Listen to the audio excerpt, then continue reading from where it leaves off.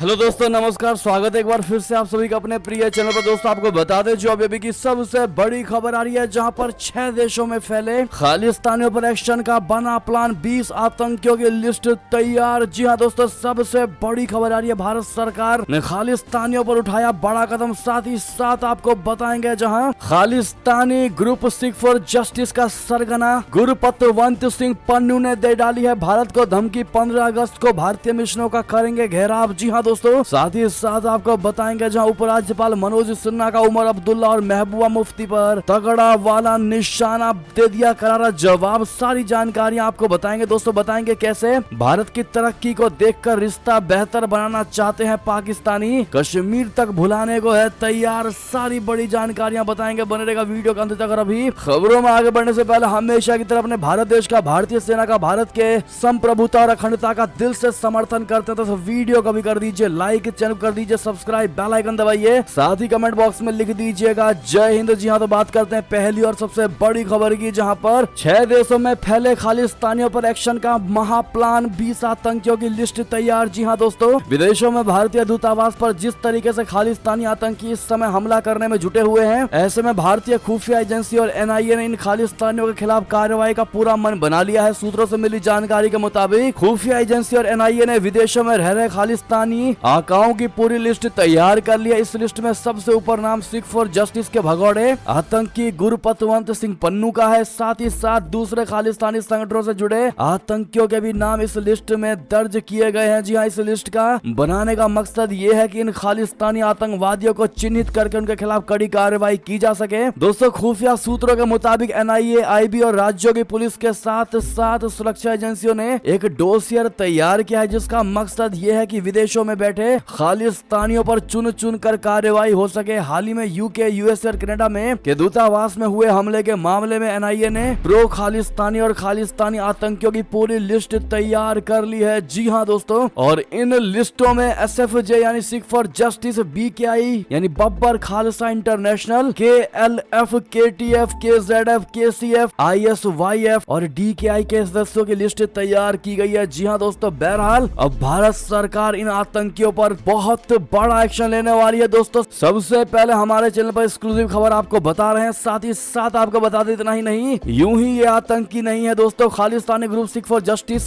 के पन्नू की सबसे बड़ी धमकी, 15 अगस्त को भारतीय मिशनों का करेंगे घेराव। बता दें, अलगाववादी समूह सिख फॉर जस्टिस यानी एसएफजे ने भारतीय राजनयिकों को निशाना बनाने वाले अपने पोस्टरों के लिए तीखी आलोचना का सामना कर रहा है, लेकिन इसके बावजूद उसने स्वतंत्रता दिवस पर भारतीय मिशनों का घेराव करने की धमकी दी है। द हिंदुस्तान टाइम्स की रिपोर्ट के अनुसार एसएफजे के कानूनी वकील गुरपतवंत सिंह पन्नू ने बुधवार को एक वीडियो जारी किया, जिसमें उन्होंने शनिवार 8 जुलाई को खालिस्तान स्वतंत्रता रैली आयोजित करने की योजना का जिक्र करते हुए नवीनतम धमकी दी है। पन्नू ने कहा कि आप बस प्रतीक्षा करें, ये एक शुरुआत है। 15 अगस्त को सिख समुदाय हर आतंकी घर यानी भारतीय दूतावास को घेरने जा रहा है। इसके बाद वीडियो को कई नए बनाए गए हैंडलों द्वारा प्रसारित किया गया है, जो या तो पाकिस्तान से संचालित हो रहे थे या पाकिस्तान समर्थक प्रतीत दिखाई दे रहे थे। सोशल मीडिया पर पन्नू की मौत की अफवाह फैलने के कुछ ही घंटों बाद उसने बुधवार को एक वीडियो पोस्ट करके कहा कि विरोध शांतिपूर्ण होगा, लेकिन विरोध जरूर होगा। जी हाँ दोस्तों, ये मामला अब भारत द्वारा कनाडाई अधिकारियों के संज्ञान में लाया गया है। हालांकि 8 जून की रैली की तरह खतरा कनाडा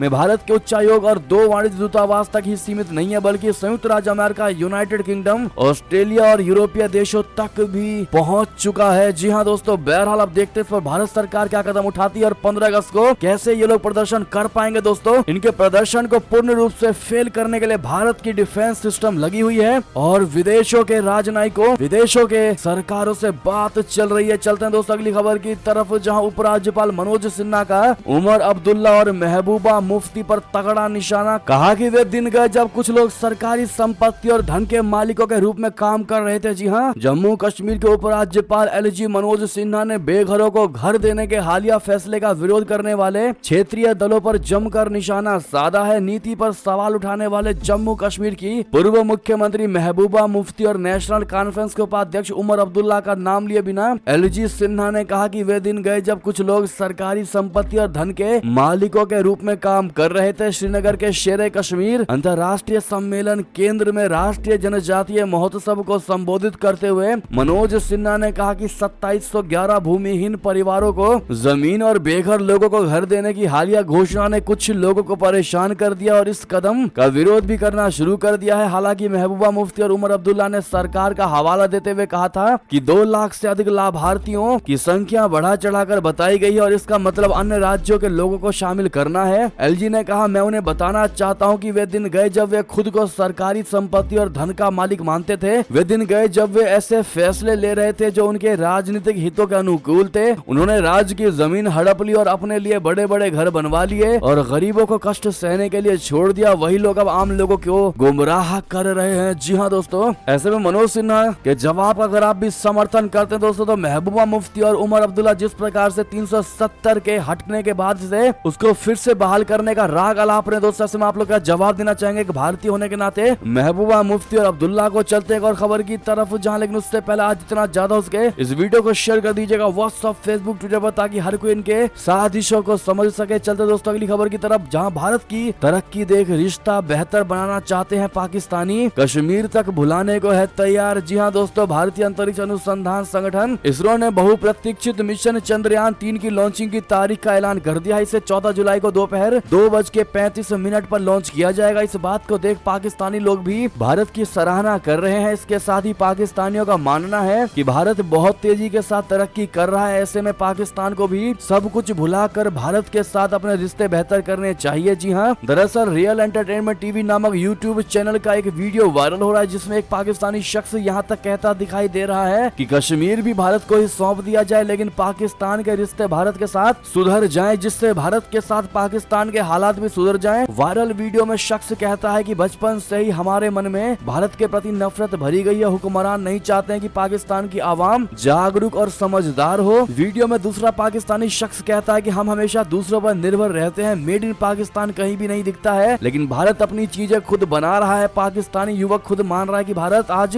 बहुत आगे निकल गया है, आज वो सुपर पावर में गिना जाने लगा है। इतना ही नहीं, वीडियो में पाकिस्तानी युवक कहता दिखाई दे रहा है कि कश्मीर भारत को दे देना चाहिए, हम खुद को संभाल नहीं पा रहे और कश्मीर क्या ही संभाल पाएंगे, ऐसे में कश्मीर पूरा का पूरा भारत को दे देना चाहिए। पाकिस्तानी शख्स का मानना है कि भारत पाकिस्तान के बीच कश्मीर एक बहुत बड़ा मुद्दा है। ऐसे में अगर इसे भारत को सौंप दिया जाता है तो निश्चित दोनों देशों के रिश्ते बेहतर हो जाएंगे, जिसका फायदा पाकिस्तान को भविष्य में मिलेगा। बहरहाल दोस्तों, अब पाकिस्तानी भी मान चुके हैं कि जिस कश्मीर पर उन्होंने कब्जा किया है दोस्तों, जिस भारत के कश्मीर पर कब्जा किया है उसको चुपचाप भारत को वापस कर देना चाहिए। इसी में पाकिस्तान की भलाई है। बहरहाल दोस्तों, अगर आप भी मानते हैं कि देर सही सही लेकिन ऊंट आया पहाड़ के नीचे, तो अपनी राय अवश्य दीजिएगा। चलते अगली खबर की तरफ, जहां दम तोड़ रहे BRI प्रोजेक्ट पर भारत की मदद को बेताब है चीन, लेकिन भीख मांगने का अंदाज गजब है उसका। जी हां दोस्तों, भारत ने शंघाई सहयोग संगठन यानी SCO के शिखर सम्मेलन के दौरान चीन के बेल्ट एंड रोड इनिशिएटिव यानी BRI का विरोध किया। इसके बाद से ही चीन गुस्से से लाल है। यही कारण है कि चाइना अब अपने मुखपत्र और पालतू देश पाकिस्तान के जरिए भारत पर निशाना साध रहा है। पाकिस्तानी प्रधानमंत्री शहबाज शरीफ के भारत को चाइना पाकिस्तान आर्थिक गलियारा में शामिल होने के ऑफर के बाद अब ग्लोबल टाइम्स ने जमकर जहर उगला है। अपने संपादकीय में ग्लोबल टाइम्स ने लिखा कि भारत ने 2030 के लिए शंघाई सहयोग संगठन यानी SCO की आर्थिक विकास रणनीति पर हस्ताक्षर नहीं किए, क्योंकि दस्तावेज में बहुत सारी बातें चाइना से जुड़ी हुई थी। संपादकीय में दावा किया गया है कि ये दस्तावेज नई दिल्ली में SCO शिखर सम्मेलन की एक महत्वपूर्ण उपलब्धि था और इसे राष्ट्र प्रमुखों की परिषद ने अनुमोदित भी किया था। जी हाँ दोस्तों, चलते हैं अगली खबर की तरफ, जहां भारतीय अफसरों को धमकाने वाले तत्वों पर कार्रवाई करे। जी हाँ दोस्तों, ऐसे अजीत डोभाल ने अपने ब्रिटिश समकक्ष से कहा, आपको बता दें कि क्या खालिस्तानी समर्थकों से मिलकर निपटेंगे भारत और ब्रिटेन। अजीत डोभाल की यूके के सुरक्षा सलाहकार से बड़ी मुलाकात। जी हाँ, यूनाइटेड किंगडम के राष्ट्रीय सुरक्षा सलाहकार टिम बैरो ने शुक्रवार को दिल्ली में नेशनल सिक्योरिटी एडवाइजर यानी NSA अजीत डोभाल से मुलाकात की। दोनों पक्षों ने आपसी हित के क्षेत्रीय और वैश्विक मुद्दों पर चर्चा की। इसके बाद प्रतिनिधि मंडल स्तर की वार्ता हुई, जिसमें दोनों देशों ने अपने करीबी रणनीतिक साझेदारी की पुष्टि की और सुरक्षा संबंधों को और बढ़ाने के लिए अधिकतम प्राथमिकता देने पर सहमति व्यक्त की। बताया गया है कि दोनों पक्ष हिंसक उग्रवाद और कट्टरवाद यानी खालिस्तानी से निपटने के लिए सहयोग बढ़ाने पर सहमत हुए। उन्होंने ये भी पुष्टि की है कि लोकतंत्र में हिंसक उग्रवाद और कट्टरपंथ का कोई औचित्य नहीं हो सकता है। आधिकारिक सूत्रों के अनुसार भारतीय पक्ष ने यूनाइटेड किंगडम यानी ब्रिटेन में चरमपंथी तत्वों द्वारा भारतीय उच्चायोग के व्यक्तिगत अधिकारियों को धमकी देने का मुद्दा उठाया दिखाया। जी हाँ, भारत ने ब्रिटेन से इन तत्वों के खिलाफ कड़ी कार्रवाई करने का आग्रह भी किया है। दोनों पक्ष आतंकवाद निरोध, आतंकवाद वित्त पोषण, अवैध मादक पदार्थों की तस्करी और कट्टरवाद विरोधी पर मिलकर काम करने पर सहमत हुए। दोनों पक्ष महत्वपूर्ण और उभरती प्रौद्योगिकियों में पारस्परिक रूप से लाभकारी सहयोग को गहरा करने पर भी सहमत हुए। जी हाँ दोस्तों, साथ ही साथ अगली खबर आपको बता दें, जहां मणिपुर हिंसा पर कांग्रेस का केंद्र पर वार। कहा, कभी नहीं सुना कि अमेरिका के किसी राजदूत ने अतीत में कभी ऐसा बयान दिया हो। जी हाँ दोस्तों, कांग्रेस ने मणिपुर की स्थिति को लेकर अमेरिकी राजदूत एरिक गारसेटी की ओर से कथित तौर पर की गई टिप्पणी को लेकर शुक्रवार यानी 7 जुलाई को पूछा कि क्या गारसेटी को तलब कर विदेश मंत्री जयशंकर जी ये कहेंगे कि मणिपुर के मामले में अमेरिका की कोई भूमिका नहीं है। पार्टी महासचिव जयराम रमेश ने यह भी कहा है कि मणिपुर का मामला भारत की अंदरूनी चुनौती है और इससे भारत के लोगों को ही संवेदनशीलता और दृढ़ता से निपटना होगा। पूर्व केंद्रीय मंत्री और कांग्रेस सांसद मनीष तिवारी ने शुक्रवार यानी 7 जुलाई को कहा कि अतीत में भारत के आंतरिक मामलों पर किसी अमेरिकी राजदूत की ओर से ऐसी टिप्पणी नहीं सुनी गई जैसी अमेरिका के वर्तमान राजदूत एरिक गारसेटी ने मणिपुर की स्थिति को लेकर कथित तौर पर किया है। खबरों के मुताबिक गारसेटी ने गुरुवार को कोलकाता में कहा था कि मणिपुर में हिंसा और हत्या मानवीय चिंता का विषय है और अगर अमेरिका से कहा जाता है तो वो इस स्थिति से निपटने के लिए भारत का सहयोग करने को तैयार है। ऐसे में दोस्तों, कांग्रेस पार्टी जिस प्रकार से इस बात पर भी राजनीति करते नजर आ रही है, दोस्तों आप लोगों का क्या इस पर राय होगा। साथ ही साथ अगली खबर बताते हैं, जहां मंजूरी के बावजूद IMF ने नहीं दिया पाकिस्तान को एक भी पैसा, अब इमरान खान से भी चाहिए। इस चीज की गारंटी बता दे, पाकिस्तान को पैसा देने के मामले में अंतर्राष्ट्रीय मुद्रा कोष यानी IMF फूंक कर कदम रख रहा है। मंजूरी के बावजूद IMF ने अभी तक पाकिस्तान को पैसे नहीं दिए हैं। अब खबर यह है कि IMF हाल ही में घोषित $3 बिलियन के बेल आउट पैकेज के लिए पाकिस्तानी तहरीक-ए-इंसाफ यानी PTI सहित प्रमुख राजनीतिक दलों का समर्थन मांग रहा है। अंतर्राष्ट्रीय मुद्रा कोष उन पार्टियों से गारंटी चाहता है जो भविष्य में पाकिस्तान की सत्ता पर काबिज हो सकती है। इनमें इमरान खान सबसे बड़ा नाम है। जी हाँ, अगली खबर आपको बता दें, जहां सुरक्षा एजेंसियों ने जम्मू के डोडा, किश्तवाड़ और रामबन में करीब 250 आतंकवादियों की तैयार की है लिस्ट।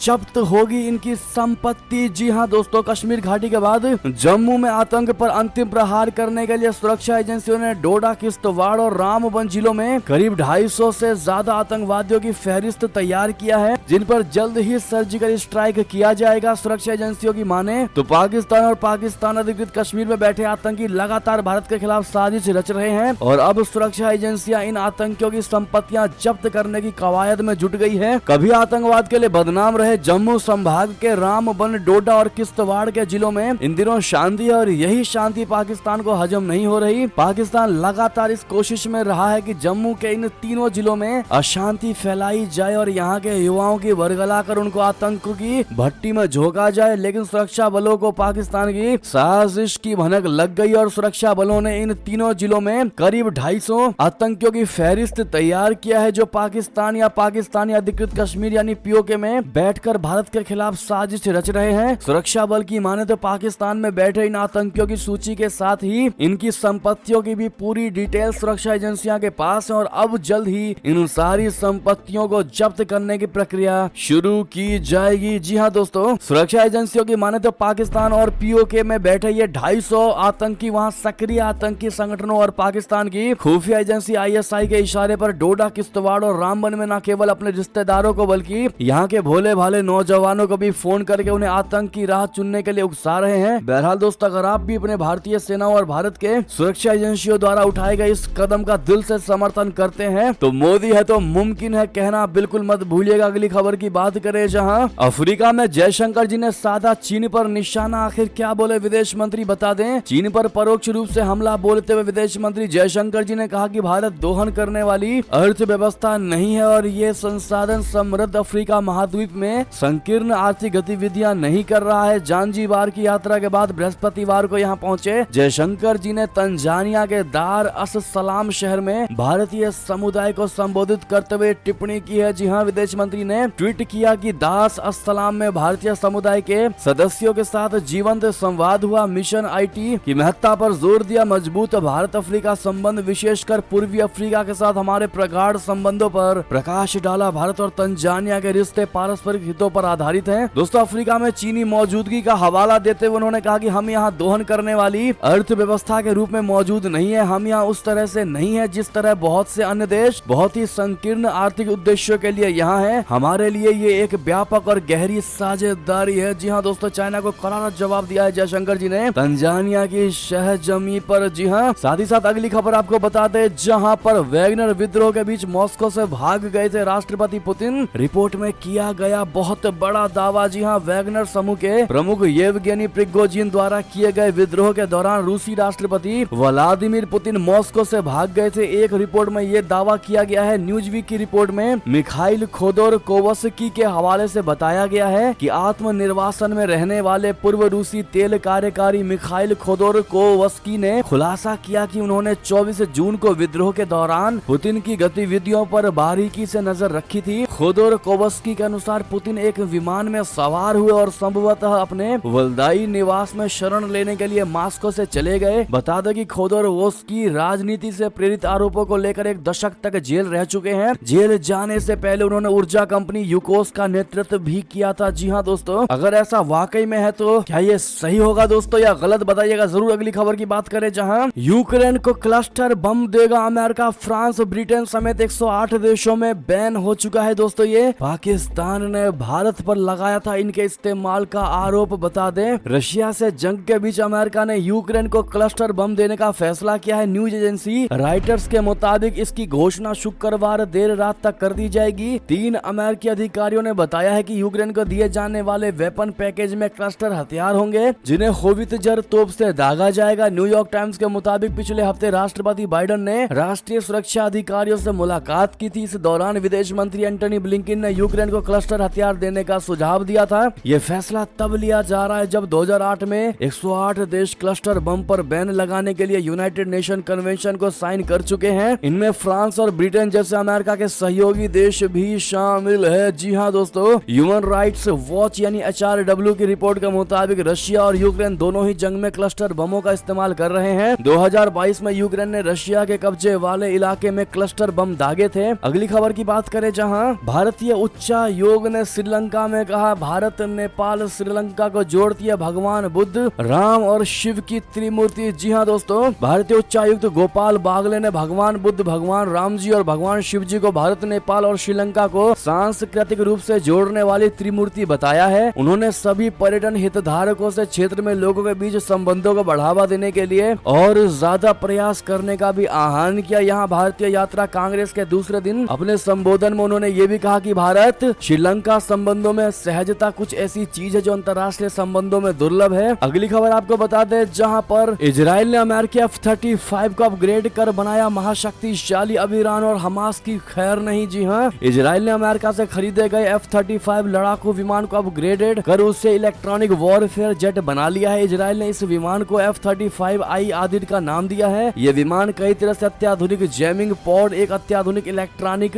वॉरफेयर सिस्टम, एक स्पेशल तौर पर डिजाइन किया गया गाइडेड बम और हवा से हवा में मार करने वाले हथियार शामिल है। इजरायली वायुसेना में पहले से ही 35 F-35I अधीर वेरिएंट का बेड़ा है। इन विमानों का इस्तेमाल दुश्मन के क्षेत्र में अंदर घुसकर हमला करने के अलावा उसके कम्युनिकेशन को ठप करने और विमानों मिसाइलों को जाम करने के लिए किया जा सकता है। जी हाँ दोस्तों, साथ ही साथ एक और खबर आपको बता दें, जहां शरद पवार से अलग होते ही अजीत पवार ने पार्टी के नाम और चिन्ह पर फिर से ठोका दावा। जी हाँ, राष्ट्रवादी कांग्रेस पार्टी के अजीत पवार गुट ने पार्टी के नाम और चुनाव चिन्ह पर अपना दावा करने के लिए शुक्रवार को एक बार फिर चुनाव आयोग से संपर्क किया। एनसीपी के 8 अन्य विधायकों के साथ पार्टी तोड़ने वाले अजीत पवार ने पहली बार 30 जून को पार्टी चुनाव चिन्ह पर दावा करने के लिए चुनाव आयोग में याचिका दायर किया था। 30 जून को अजीत ने पोल पैनल को यह भी सूचित किया था कि उन्हें पार्टी का नया राष्ट्रीय अध्यक्ष चुना गया है। अपने दावे के समर्थन में उन्होंने 5 जुलाई को पार्टी के 40 विधायकों के हलफनामे चुनाव आयोग को सौंपे। ये 2 जुलाई को उनके विद्रोह के सामने आने से 2 दिन पहले था, जब वो और अन्य एनसीपी विधायक एकनाथ शिंदे के नेतृत्व वाली एनडीए सरकार में शामिल हुए थे। पूर्व केंद्रीय मंत्री शरद पवार ने भी चुनाव आयोग को पत्र लिखकर अलग हो चुके भतीजे की दायर याचिका का विवरण मांगा। हालांकि प्रफुल्ल पटेल, जो विद्रोही गुट के एक प्रमुख नेता के रूप में उभरे हैं, उन्होंने दावा किया है कि शरद पवार द्वारा बुलाई गई बैठक को कानूनी मंजूरी नहीं थी और पार्टी में बहुमत अजीत पवार का समर्थन कर रहा था। प्रफुल्ल पटेल ने दोहराया है कि अजीत पवार को 30 जून को विधायक दल और संगठनात्मक विंग की सर्वसम्मति से पार्टी अध्यक्ष नियुक्त किया गया था। जी हाँ दोस्तों, साथ ही साथ एक और खबर आपको बता दें, जहां प्रधानमंत्री मोदी जी का विपक्ष पर जमकर निशाना कहा, वे आज लाभार्थी का नाम सुनकर तिलमिला उठते हैं। जी हाँ दोस्तों, प्रधानमंत्री नरेंद्र मोदी जी ने शुक्रवार को अपने संसदीय क्षेत्र वाराणसी के दौरे पर पहुंचे। इस दौरान उन्होंने वाराणसी में 12,110 करोड़ रुपए लागत की 29 विकास परियोजनाओं का लोकार्पण और शिलान्यास का। इस दौरान पीएम मोदी जी ने समारोह स्थल पर आए लोगों को संबोधित करते हुए कहा कि अब जे भी बनारस आई तो खुश होके ही जाई। पीएम मोदी ने कहा कि आज पूरी दुनिया में आपकी और काशी की वाहवाही हो रही है। मुझे पता है कि काशी के लोग सब संभाल लेंगे। आप लोगों ने काशी विश्वनाथ धाम और पूरे परिसर को भी इतना भव्य बना दिया है कि जो यहाँ आ रहा है वो गदगद हो जा रहा है। ये बाबा की कृपा है। जी हाँ दोस्तों, पीएम मोदी ने इस दौरान विपक्षी दलों पर निशाना साधते हुए कहा कि जिन दलों ने अतीत में भ्रष्ट और नाकाम सरकारें चलाई, वे आज लाभार्थियों का नाम सुनकर तिलमिला जाते हैं। आजादी के इतने साल बाद लोकतंत्र का लाभ अब सही मायने में सही लोगों तक पहुंचाया जा रहा है, वरना पहले लोकतंत्र के नाम पर गिने चुने लोगों के हित साधे जाते थे, गरीबों की कोई पूछ ही नहीं थी। अगर आप भी दोस्तों प्रधानमंत्री मोदी जी के इस बात का समर्थन करते तो अपनी राय अवश्य दीजिएगा। अगली खबर की बात करें, जहां आबकारी घोटाले में ईडी की बहुत बड़ी कार्रवाई। मनीष सिसोदिया की करोड़ों की संपत्ति हुई जब्त। जी हां, राजधानी दिल्ली के पूर्व डिप्टी सीएम मनीष सिसोदिया पर ईडी ने बहुत बड़ी कार्रवाई की है। खबर यह है कि ईडी ने आबकारी घोटाले यानी एक्साइज पॉलिसी स्कैम में मनीष सिसोदिया और अन्य आरोपियों की संपत्ति जब्त कर लिया है। आपको बता दें कि ये इस मामले में जारी किया गया ऐसा दूसरा आदेश है। इस मामले में पहला आदेश रुपए की चल संपत्तियों को जब्त करने के लिए जारी किया गया था। इस मामले में विजय नायर, समीर महेंद्रू, अमित अरोड़ा, अरुण पिल्लई और अन्य के 76 करोड़ 54 लाख रुपए शामिल है। आपको बता दें कि आबकारी घोटाले में ईडी ने अब तक 12 लोगों को गिरफ्तार किया है। जी हां दोस्तों, इसी बीच अगली खबर आपको बता दें, जहां बालासोर ट्रेन हादसे को लेकर सबसे बड़ा update. 2 engineer 1 technician. Balasore train हादसे के 3 आरोपियों को सीबीआई ने कर लिया गिरफ्तार। जी हां दोस्तों, ओडिशा के बालासोर में पिछले महीने 2 जून को हुए रेल हादसे को कौन भूल सकता है। इस हादसे ने सभी को सन्न कर दिया था। इसकी जांच केंद्रीय जांच एजेंसी सीबीआई कर रही है, जिसने शुक्रवार को बहुत बड़ी कार्रवाई की है। जांच एजेंसी ने 3 आरोपियों को गिरफ्तार कर लिया। इनमें बालासोर के senior section engineer Arun Kumar Mahanto, सोहो के senior section engineer Mohammad Aamir Khan और पप्पू टेक्नीशियन शामिल है। तीनों की गिरफ्तारी आईपीसी की धारा 304 और 201 के तहत हुई है। जी हाँ दोस्तों, ऐसे में लगातार सीबीआई कड़ाके से जांच कर रही है दोस्तों और धड़ाधड़ एक्शन हो रहे हैं बालासोर ट्रेन एक्सीडेंट केस में। इस पर आपकी जो भी राय हो दोस्तों, अपनी राय अवश्य दीजिएगा। बहरहाल अंतिम खबर की बात करें, जहां आ गया मौसम पर सबसे बड़ा अपडेट। झमाझम बारिश के लिए तैयार रहे दिल्ली वाले। जी हाँ, राजधानी दिल्ली में बारिश ने मौसम सुहाना कर दिया है। मानसून की वजह से पूरे दिल्ली एनसीआर में घने बादल छाए हुए हैं। गर्मी से परेशान दिल्ली वासियों को लंबे समय के बाद राहत मिली है, लेकिन रुक रुक कर हो रही बारिश की वजह से दिल्ली की सड़कों पर पानी जमा हो रहा है, जिसकी वजह से लोगों को दिक्कतें हो रही हैं। अब आपको बता दें कि आज कैसा मौसम रहने वाला है। तो दरअसल देश की राजधानी दिल्ली में शनिवार को मध्यम बारिश, गरज के साथ छींटे पड़ने और तेज हवाएं चलने की संभावना है। भारत के मौसम विज्ञान विभाग IMD ने ये जानकारी दी है। कई जगहों पर बूंदाबांदी होने के कारण शुक्रवार को मौसम काफी सुहाना रहा। दिल्ली की सफदरजंग ऑब्जर्वेटरी में शहर का न्यूनतम तापमान 26.7 डिग्री और अधिकतम तापमान 35 डिग्री सेल्सियस दर्ज किया गया है। बहरहाल कितने ऐसे लोग हैं जो इस खबर को दिल्ली से देख रहे हैं, कमेंट में जरूर बताइएगा। बहरहाल ये अब देखिए सारी बड़ी खबरें। आपको हमारी खबर कैसी लगी, आशा करता हूँ बहुत अच्छी लगी होगी। थोड़ी भी अच्छी लगी तो वीडियो का भी अपने भाई बंधुओं में व्हाट्सएप, फेसबुक, ट्विटर के जरिए पूरे भारत में शेयर करना बिल्कुल मत भूलिएगा। और अभी कर दीजिए इस वीडियो को लाइक, चैनल को कर दीजिए सब्सक्राइब, बेल आइकन दबाइए, साथ ही कमेंट बॉक्स में लिख दीजिएगा जय हिंद जय भारत। और यहाँ तक बने रहने